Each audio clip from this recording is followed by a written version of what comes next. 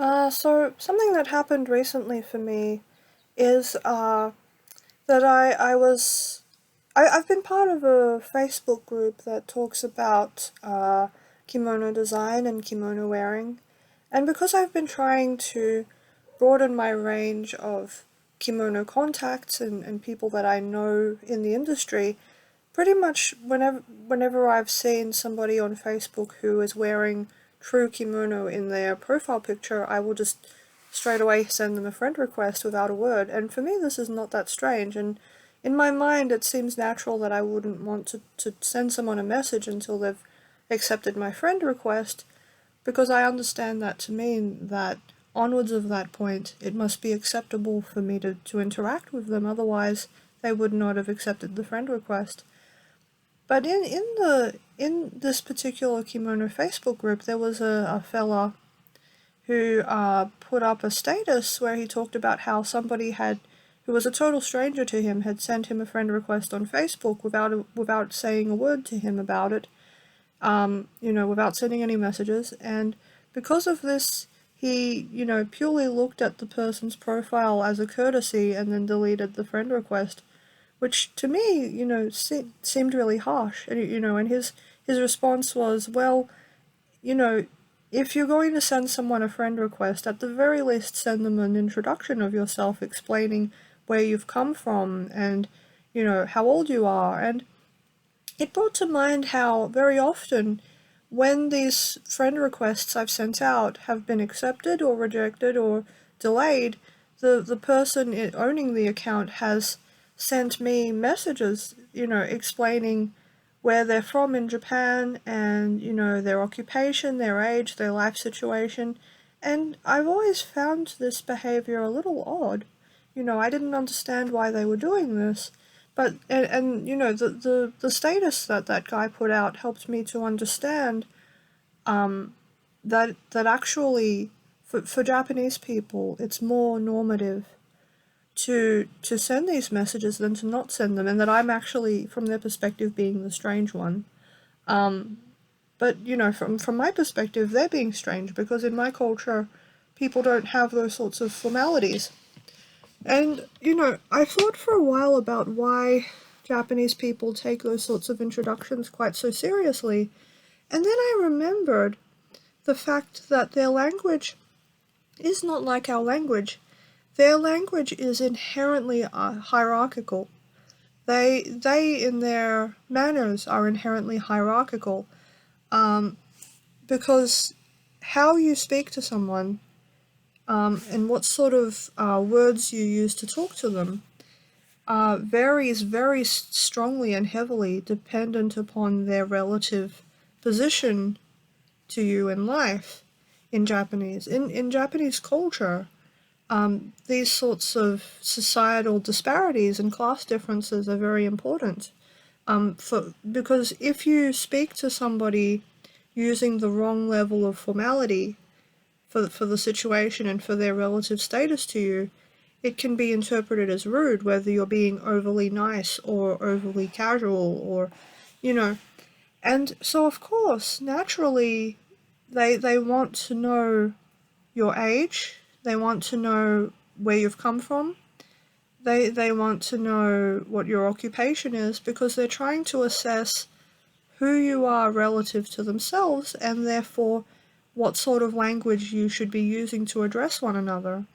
Now, to Western thinking, I mean, certainly to me, this is kind of scary because, uh, you know, for Western people, the quest in their mind is to end these sorts of hierarchies, to try to make the playing field equal for everybody, so that there is no more discrimination and no more, beating down from the top or, people being unjust to one another over, petty things. Well, to Western people, unless they're very materialistic, things like occupation and age won't be considered valid grounds for discrimination. They'll be considered highly invalid and wrong, in fact.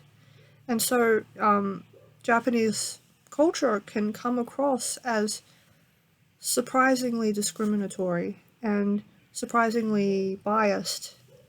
And yeah, when I think about it on those terms, I find myself feeling morally ambivalent, because on the one hand, if I don't learn the Japanese system, then when I go to communicate with Japanese people, I'm going to run into all sorts of problems and misunderstandings, because they will think that I'm trying to insult them, that when actually it's just that I don't really want to treat people differently from one another.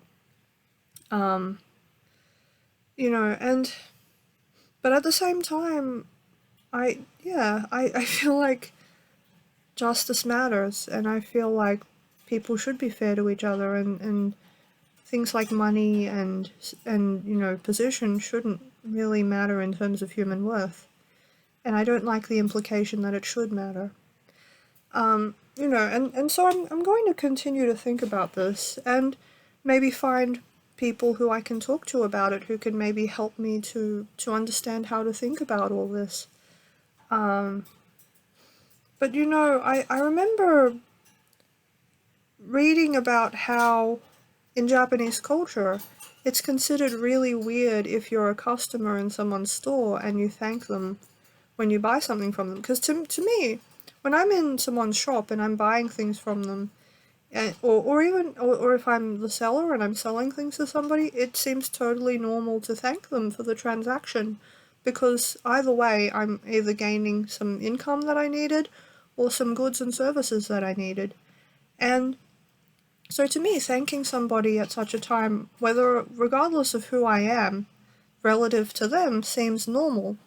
In Japanese culture, this is very different. They have this saying that goes, that the customer is God, which is sort of their version of the customer is always right, except that they really take this status as being sufficiently serious that yes, they consider it weird for the customer to thank the merchant or seller, because their thought is gods don't thank people because their status is that different. And again, I thought to myself, in Christian thought, this is very different. We don't think of gods as being so high above us that they would not thank us. We think of them as being so holy and pure that if they did go into the shop, they would absolutely thank the merchant for anything, and maybe, even help clean up the shelves or something like that. We think of gods as not being socially better than us, but as being morally better than us, perhaps. And so, again, to us, being more like a god would mean thanking, and so it's interesting to my mind to think about the way Christianity has tacitly influenced Western culture, where we hate discrimination so much. We want, there to be no discrimination, where we tend to think that you know, kindness is more natural than status. Whereas in Japan, they have their a lot of their values will have come from Confucianism. And in Confucian culture, there is very much a sense of hierarchy. There's very much a sense of the father as the head of the family, and everyone in the family being subject to him.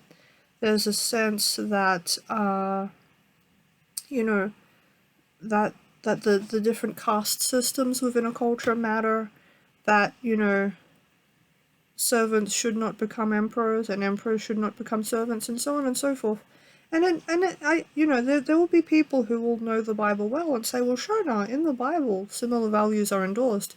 But I'd point out that those values are endorsed in the Old Testament.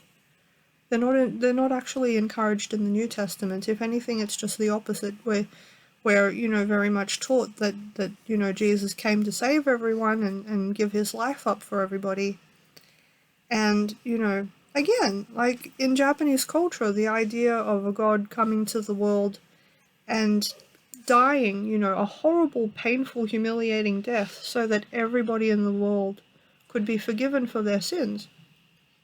to Japanese thought, that must be very strange if for them just thanking somebody is a strange thing for a god to do. But for Westerners, this is so taken for granted that we take them, when people hear the gospel, their eyes glaze over and it's so boring to them. Ah. And I don't want to be arrogant and sit here and say, oh, I'm so glad I was born in Australia and I got to hear the gospel and all of this.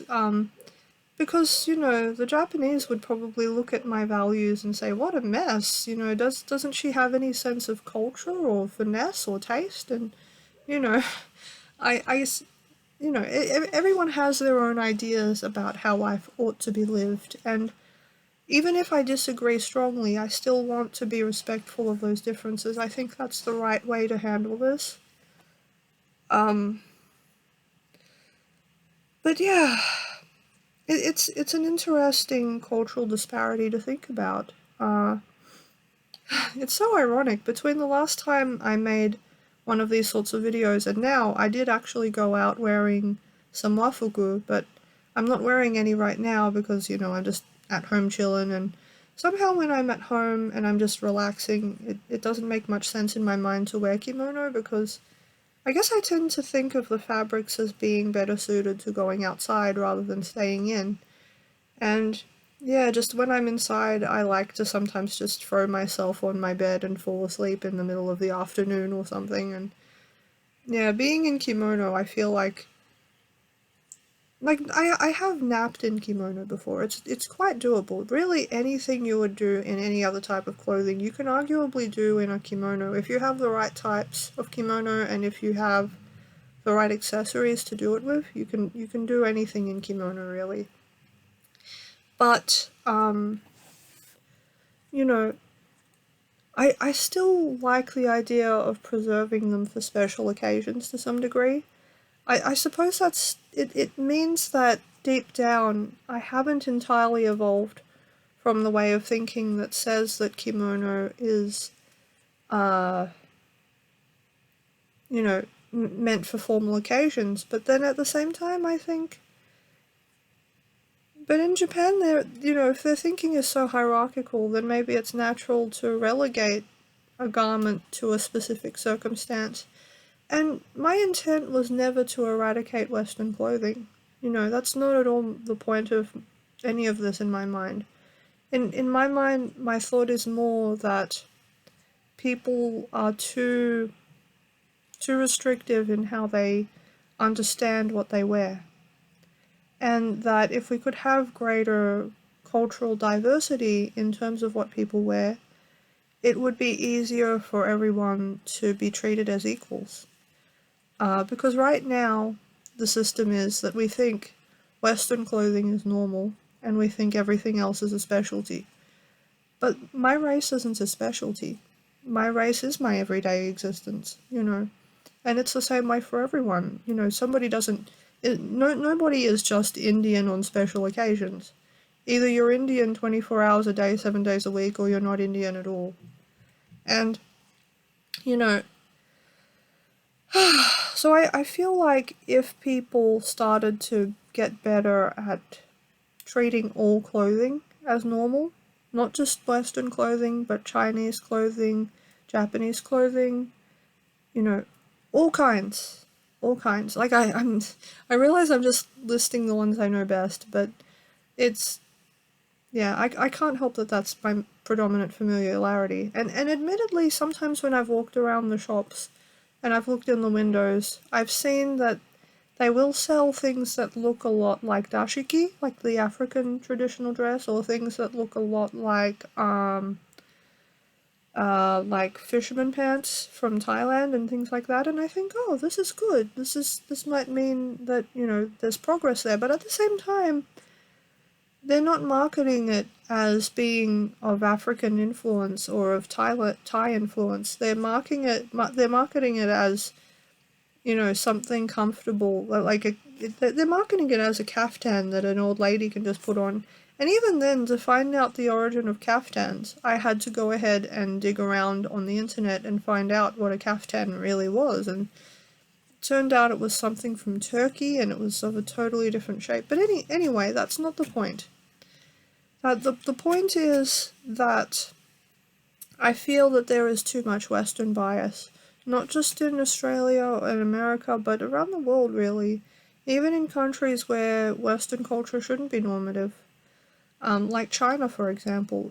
Weirdly, if you go around in China wearing any permutation of traditional Chinese dress, there are some people who will sort of ask you, why are you wearing that? You know, as if that type of clothing somehow needs further justification than any other type of clothing. To me, that doesn't make sense. Like, if you want to wear something, why do you have to exonerate yourself before anyone? You shouldn't need that kind of validation in order to wear what you want to wear. I do want to take a moment to apologize for the presentation of this video. I'm a bit time poor, but I had something on my mind and I decided to share it. I think it's sometimes good for people to look at how their culture differs from other cultures so that they can, when they go to talk to people and they find that they're having a trouble, I think that understanding why you're having that trouble can help you to figure out how to overcome that trouble and to better understand the people around you. And, understanding is such a powerful tool in finding peace and cooperation. And I think especially with this project of trying to essentially translate kimono into something that anyone can understand and accept, it will be necessary to find ways to overcome these cultural disparities and to help people to better communicate with one another.